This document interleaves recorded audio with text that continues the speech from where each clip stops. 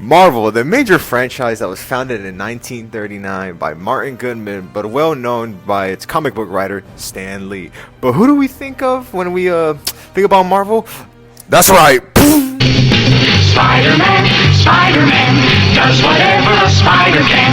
Spins a web any size, catches thieves just like flies. Look out, here comes the Spider-Man.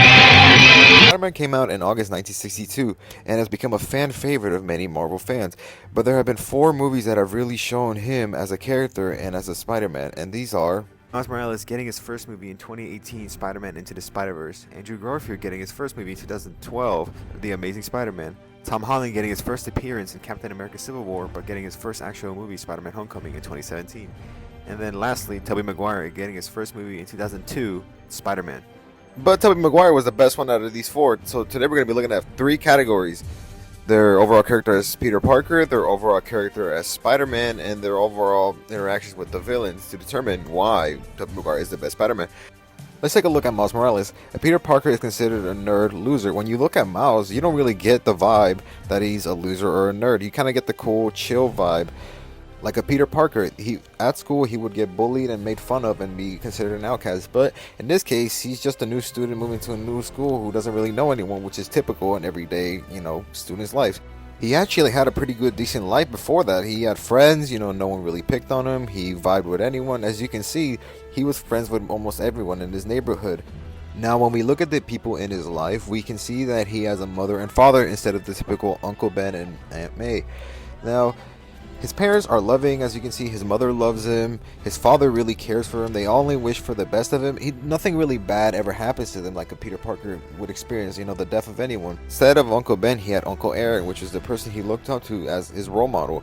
And what made him more significant is that he was actually the Prowler, which later on helps him develop as a character throughout the movie. But the greatest thing about him is he taught him how to rizz up a girl. Hey.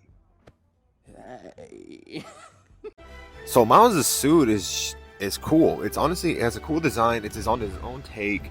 It's just a Spider-Man suit, just spray paint in black, and then boom, we got a teen kind of vibe suit.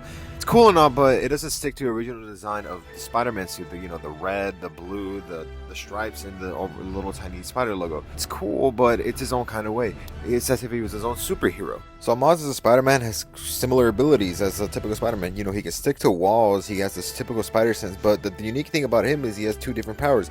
He can produce shockwaves and he can turn invisible. The only problem with Miles is that he took forever to figure out how to use his powers and only learned how to use it like 20 minutes towards the end of the movie. But when it came to being an actual spider, like a Spider-Man showing the agility and his risk, he did pretty good. He moved around, web swing like a Spider-Man should. He shows that he cares, that he would risk his life for his friends.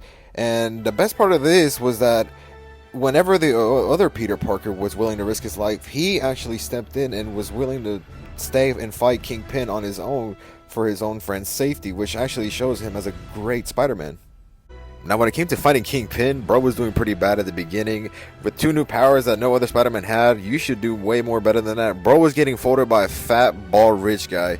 Now, I get that he doesn't know how to fight. It's his first time, but the way that he won was by rizzing this man up.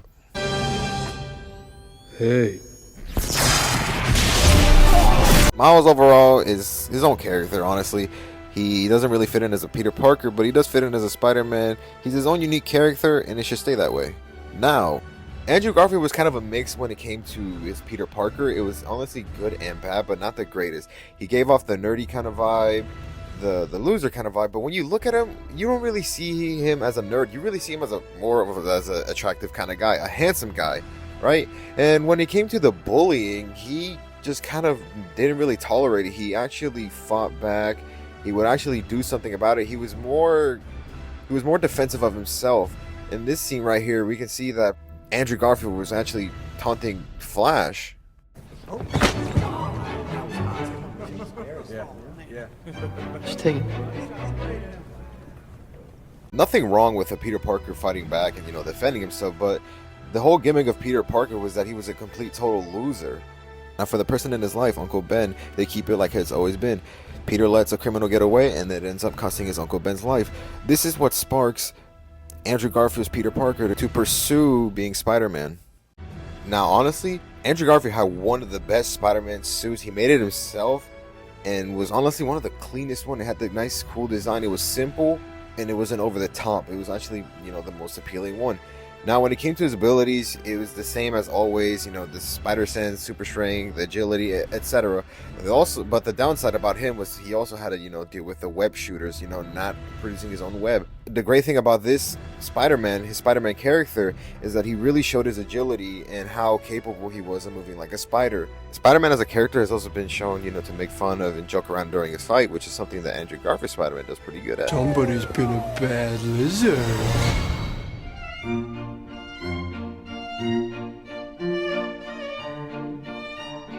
His whole overall character of Spider-Man and saving people can really be seen by the people of New York City. Like this kid, he stood up for whenever he was gone. Towards the end, Andrew Garfield Spider-Man, his whole point, his whole gimmick was to save people and to be able to keep his city safe. But we don't talk about what happened with Gwen Stacy now. Yeah, she got murked. She gone. She dead. Now, when it came to fighting villains, let's take Electro for example. He was doing really good. He was surrounded in an area where he can move around easily, and he was dodging his attacks like it was nothing. He ended up taking a bunch of, electricity and bolts and damage, and still managed to push through and win the fight. Overall, Andrew Garfield did really good as being a Spider-Man, but as a Peter Parker, he's just way too good looking to be a Peter Parker. Tom Holland's representation of Peter Parker was done well. He can be seen walking around alone, be made fun of, and considered a loser. And his friend Ned helps him out a lot because Ned just looks like a fat loser that no one wants to hang out with, which kind of makes him stand out more as a Peter Parker. Now, when it came to bullying, the choice of Flash was kind of iffy, but when he came down to bullying, he didn't really do much. He kind of just accepted it for almost 3 movies. Sup, penis Parker?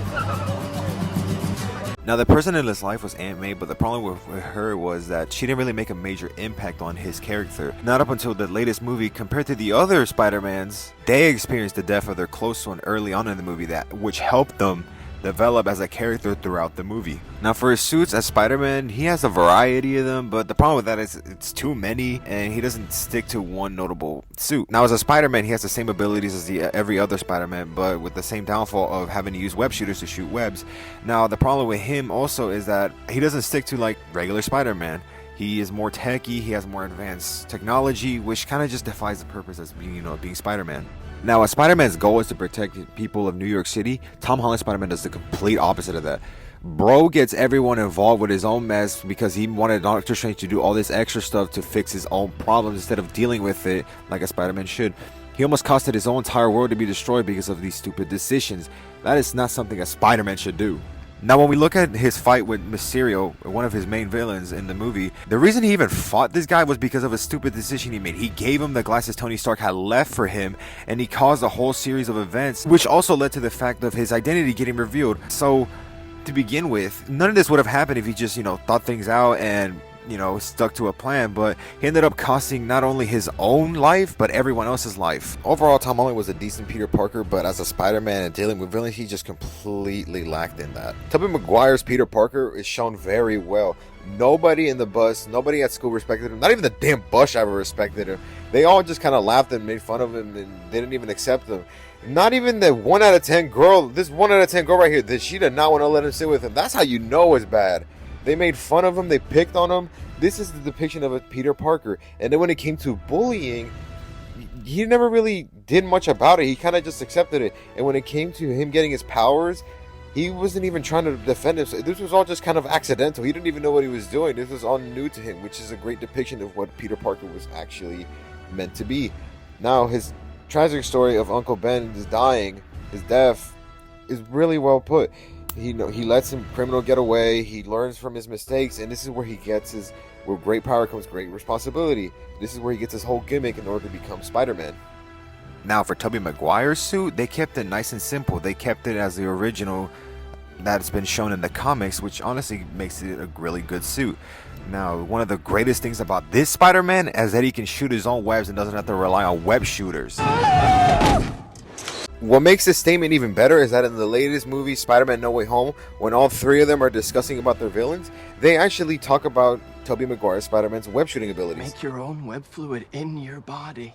I'd rather not talk about this. No, I don't mean But to. are you teasing me? No. He's not teasing you. It's just that We can't do that, so naturally we're curious as to how your web situation works. That's all. You never had a web block? Because I run out of webs all the time. I have to make my own in a Right. lab. That's And it's a hassle compared that to what sounds you like a got. hassle. Yeah. Now, as a Spider-Man overall, he does really good. He's shown to be really agile, flexible, and be able to, sense anything that comes out of his way and be able to predict what's about to happen and put up a good fight against anyone. Now, what puts him above everyone else is his overall desire to protect the people of New York. He risked his life to stop a whole train and forgot about everything about Doc Ock in order to stop the train and prioritize the people first. What's great about the Spider-Man is we see the impact he had on the city. When he stopped being Spider-Man, the crime rates went up by 97%. And in this scene, when he goes in to save a little girl from a burning building, once he gets her out, after all that is gone, the firefighters discovered that a person in the 4th floor had died. And this shows how much of an impact he had on the city, not only to the audience, but himself. Another great thing about Tobey Maguire's Spider-Man is we get to see him wear the symbiote suit, which is one of the cleanest and coolest suits out there. And we get this dope soundtrack.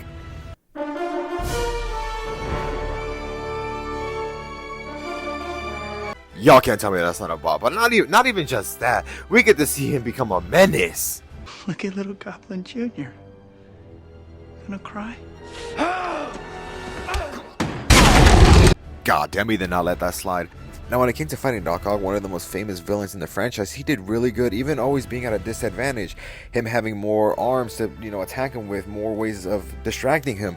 And even when it came to people or civilians around the area, he always managed to find a way to avoid all of them and prioritize Doc Ock first and focus the fight on him one-on-one. Overall, each Spider-Man was good at least one thing, if not one was better than the other at one other thing. But compared to Tobey Maguire was just overall better at being a Spider-Man, Peter Parker, and overall dealing with villains, which makes him the overall better Spider-Man. Who am I? I'm Spider-Man.